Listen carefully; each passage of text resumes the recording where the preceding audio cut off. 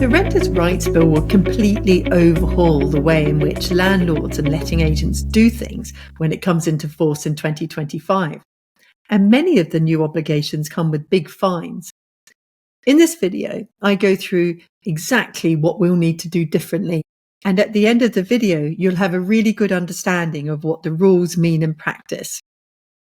I start with an overview of what will be new under the Renters' Rights Act in terms of compliance when it comes into effect, and explain what the new fines will be. I then go through a checklist for letting new properties once the Renters' Rights Act comes into force.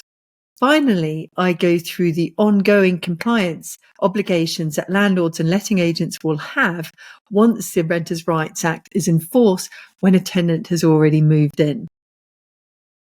My name is Suzanne Smith, lawyer turned landlord, and I run the independentlandlord.com website and this YouTube channel to provide free, reliable, practical information to landlords and property businesses.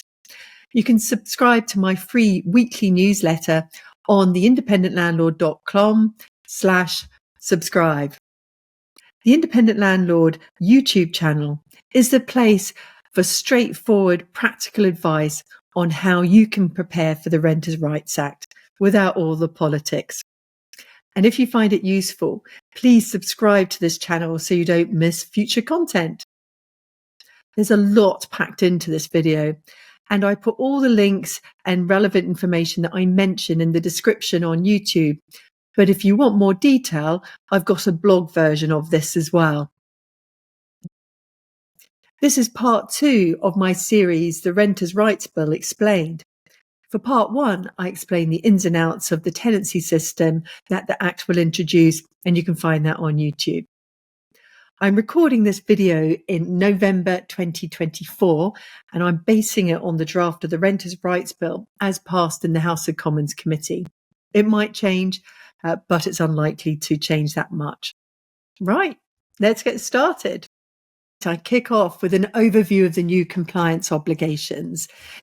These are the new landlord obligations that will be in the Renters' Rights Act that are over and above the new tenancy system that we talked about in part 1 of the Renters' Rights Bill Explained. So the first one is the PRS Landlord Database. It's a register of landlords.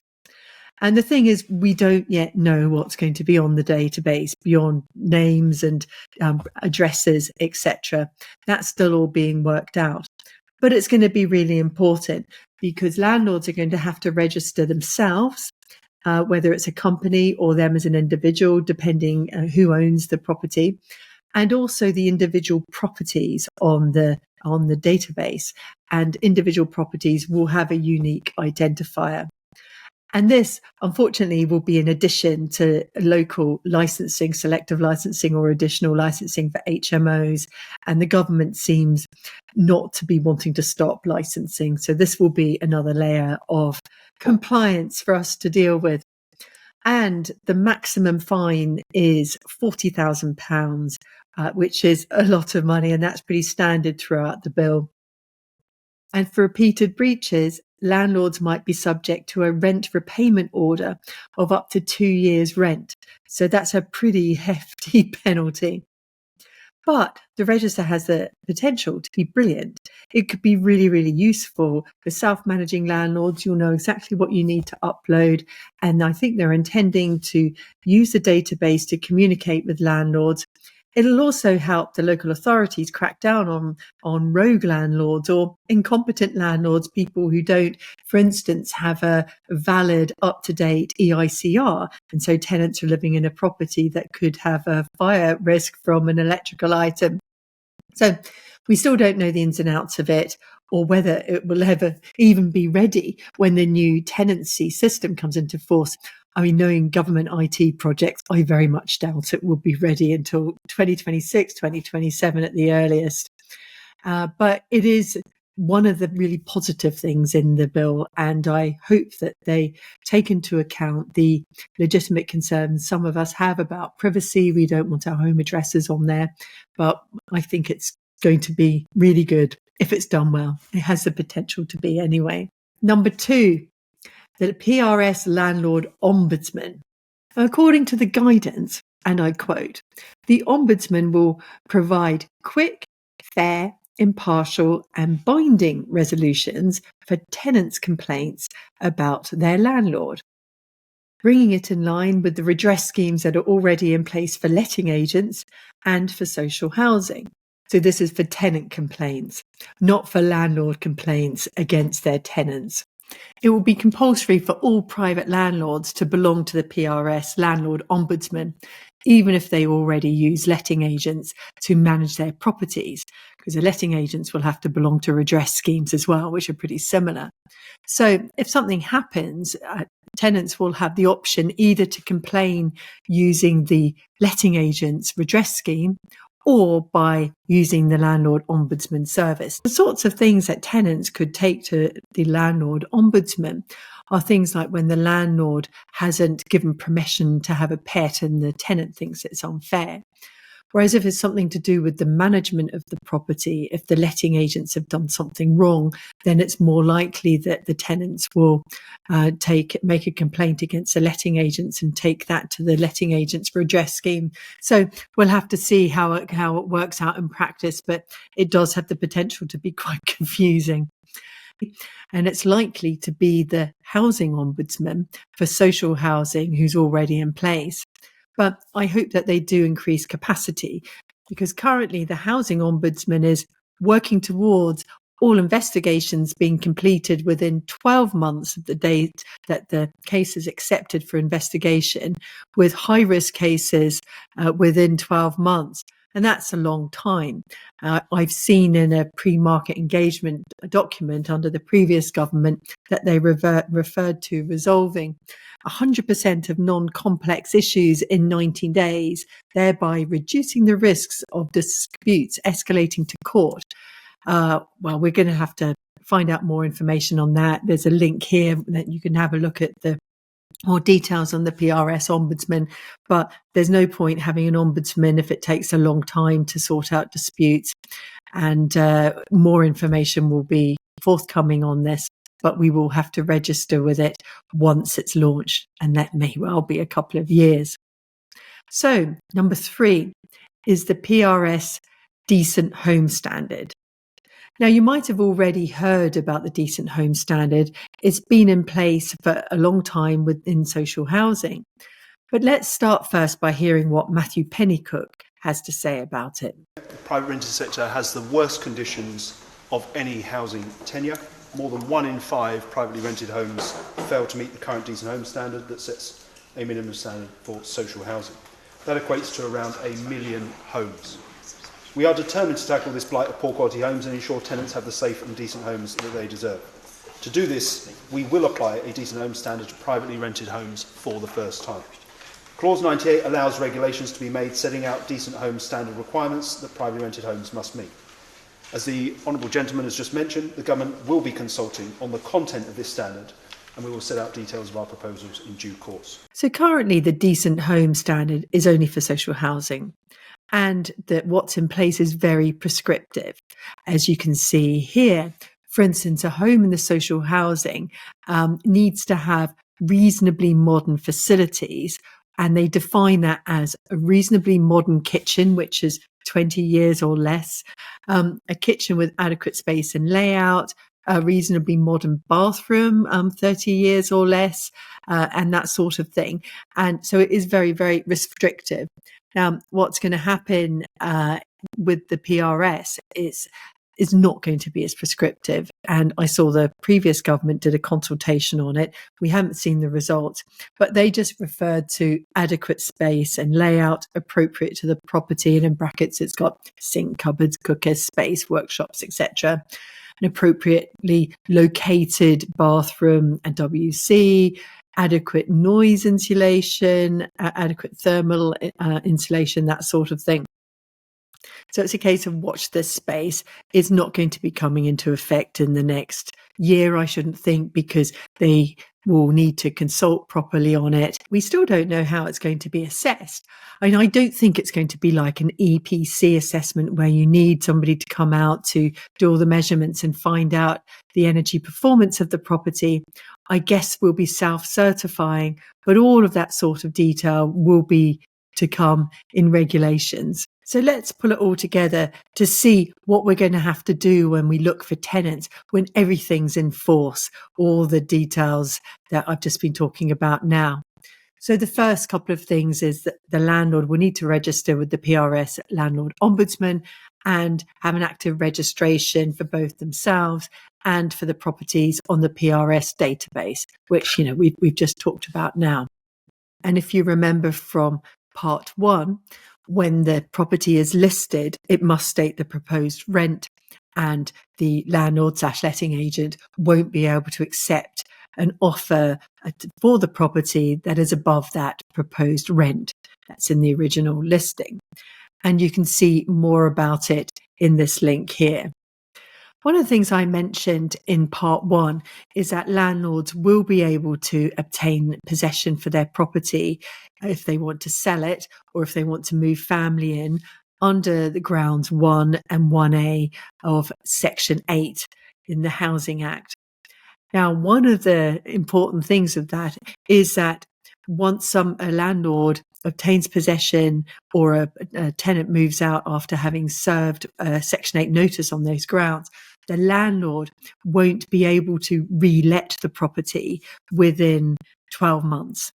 And so that's another obligation, is that the landlord must not have evicted tenants using that procedure within the last 12 months before they list a property. Another big part of the Renters' Rights Bill are the provisions regarding discrimination. Let's hear what the politicians say about it. We'll also end the abhorrent practice of denying a family a home purely because they receive benefits or have children, by making it illegal for landlords and letting agents to discriminate against tenants on that basis. This bill is about social justice and fairness for all. From a practical point of view, the listing must not say no DSS or no benefits, and you must not take that into account when you're choosing tenants. People might be able to afford the property and they receive benefits. I let properties to people who receive some benefits.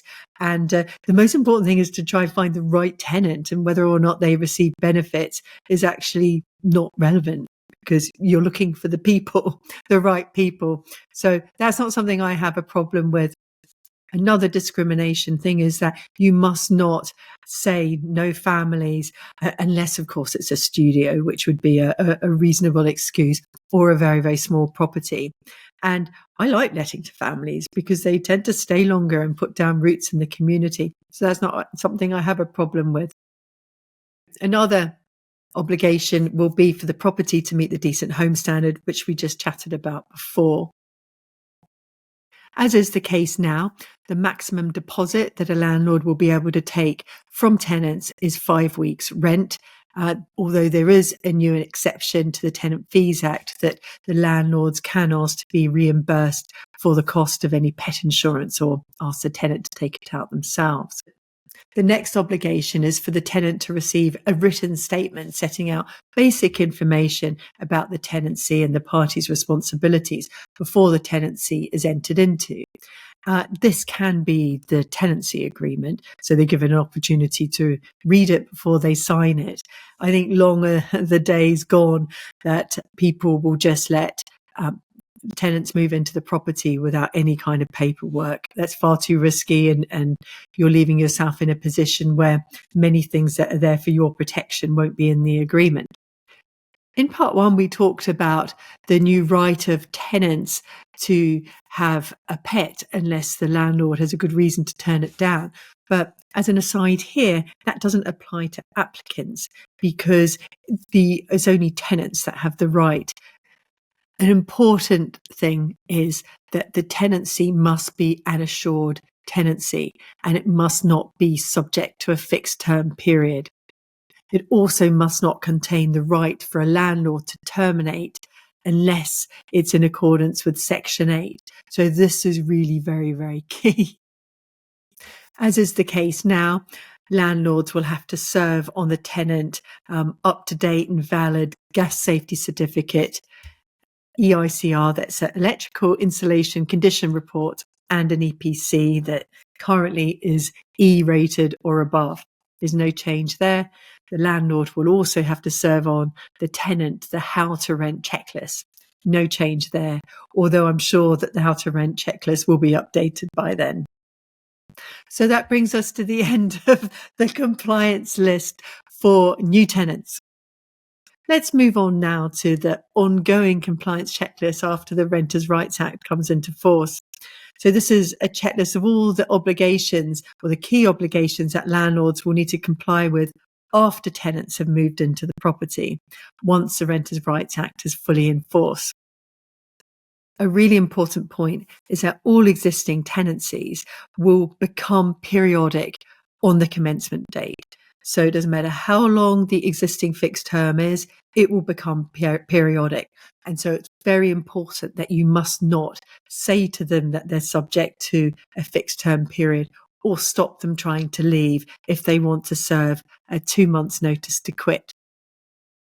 As I explained in part 1 of this video series, all rent increases must be by Section 13. So you can't use a rent review clause or an addendum unless the landlord had first issued a Section 13 notice and then the parties agreed to a lower rent after that. So that's new.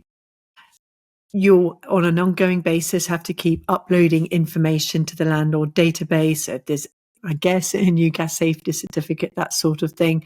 And you'll need to continue to keep providing those to tenants as well going forward. Landlords will also have to renew gas safety certificates and EICRs when they expire. No change there. And as well as checking the carbon monoxide and smoke alarms at least once a year. And it's more for HMOs. No change there.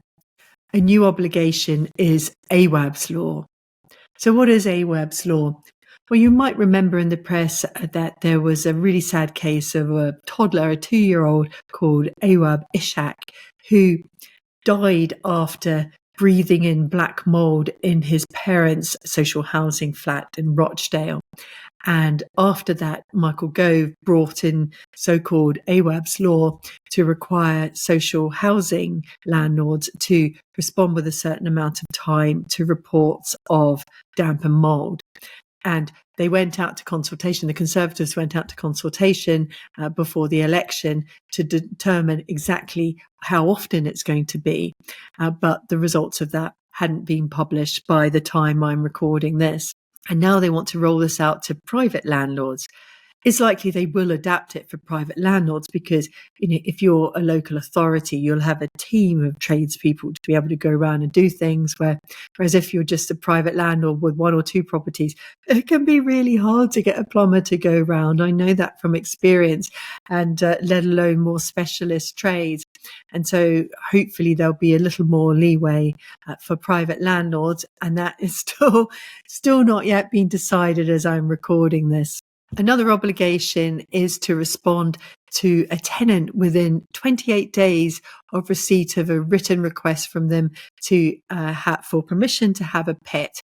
We discussed that in part 1 of this series. And as I said, landlords must have reasonable grounds to turn down pets. And finally, landlords must not try to evict tenants or get them to move out on the basis of any kind of notice unless it is a Section 8 notice. The no-fault eviction, Section 21 notices will be null and void. Landlords won't be able to use that to regain possession of their properties. So we covered a lot of ground today, just a whistle-stop tour going through what's changed and all the extra obligations that we're going to have to comply with. And as I mentioned, you have a look at the blog post here. I've got more information here. You can have a look and take notes from it because I've gone through it very, very quickly today. I hope you found this useful. I'm going to be doing a lot more content on the Renters' Rights Bill. And next week, I'm going to be talking in detail about how to evict tenants once Section 21 goes. And if you found this useful, please subscribe so you find out when I do new content, and tell your landlord and property investor friends and letting agent friends, because I'm doing a lot of free content here because I'm wanting to help people get to grips of what we're going to have to do once this act comes into force. And that's all for now. See you soon.